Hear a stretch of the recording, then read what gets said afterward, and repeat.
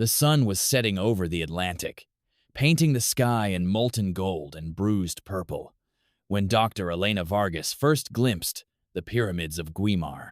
She stood at the edge of the site, the salty wind tugging at her hair, her heart pounding with the same anticipation that had driven explorers for centuries.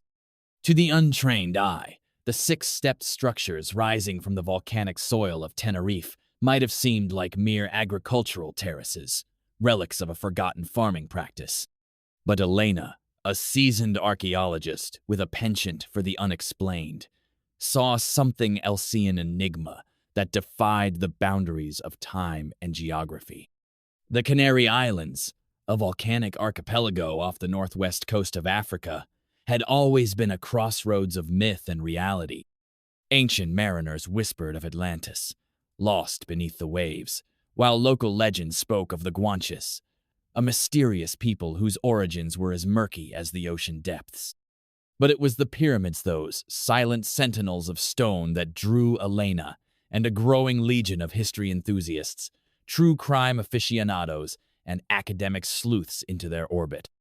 The story of the pyramids of Tenerife began not with their construction, but with their rediscovery.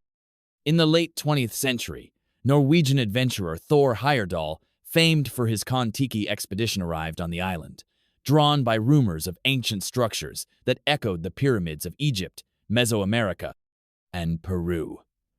Heyerdahl was no stranger to controversy. His theories about transoceanic contact between ancient civilizations had ruffled more than a few academic feathers. But as he walked among the basalt blocks of Guimar, he felt the electric thrill of possibility. Could these pyramids be evidence of a forgotten chapter in human history? Or were they, as skeptics insisted, nothing more than 19th century constructions, built by local farmers to clear their fields of stones? Elena had grown up on stories of Heyerdahl's exploits, but she was determined to separate fact from fiction. She assembled a team of researchers, geologists, astronomers, linguists, and even a forensic architect, each bringing their own expertise and biases. Together they embarked on a journey that would take them from the windswept heights of Tenerife to the archives of Madrid, from the oral traditions of the Guanches to the latest advances in ground-penetrating radar. The first twist came with the stones themselves.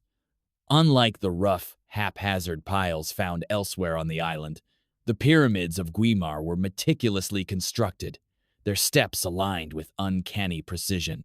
The basalt blocks, some weighing several tons, bore no marks of modern tools. When Elena's team analyzed the orientation of the structures, they discovered something astonishing.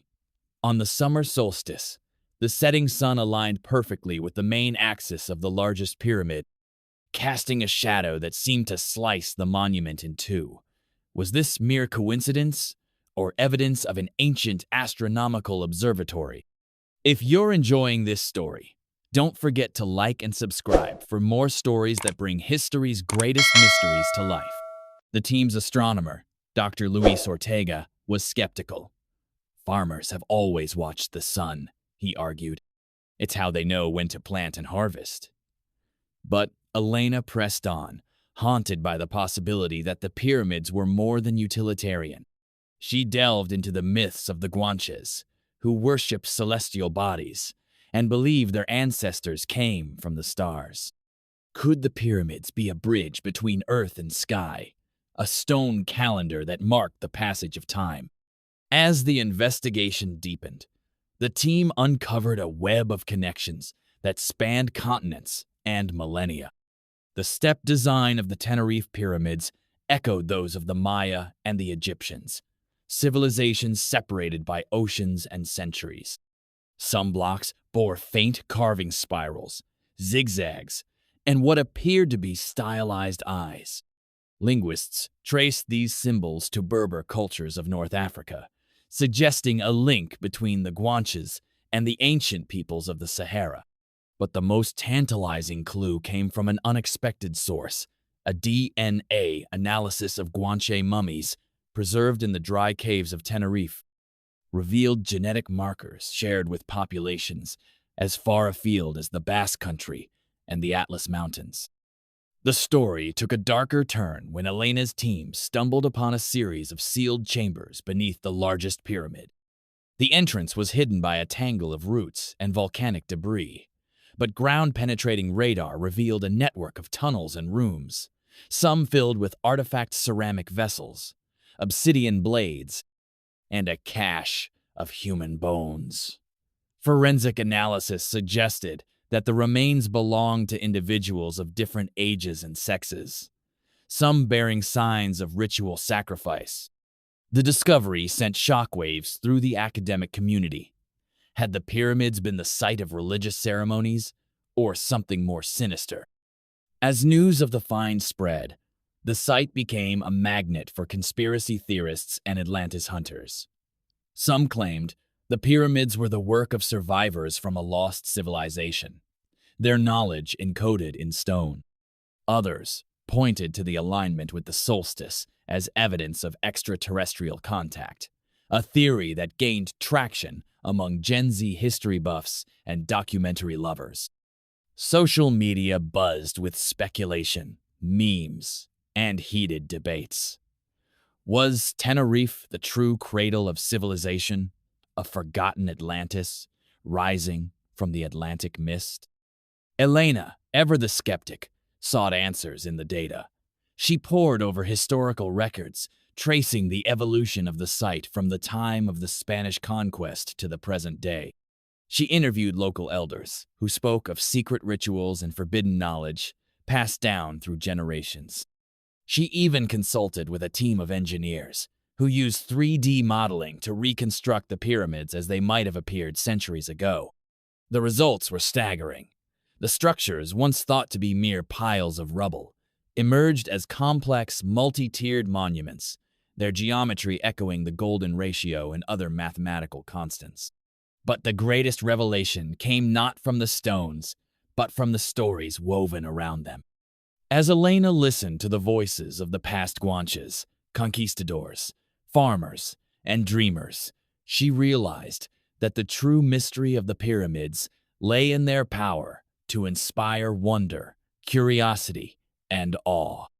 They were, in a sense, mirrors, reflecting the hopes and fears of every generation that had gazed upon them.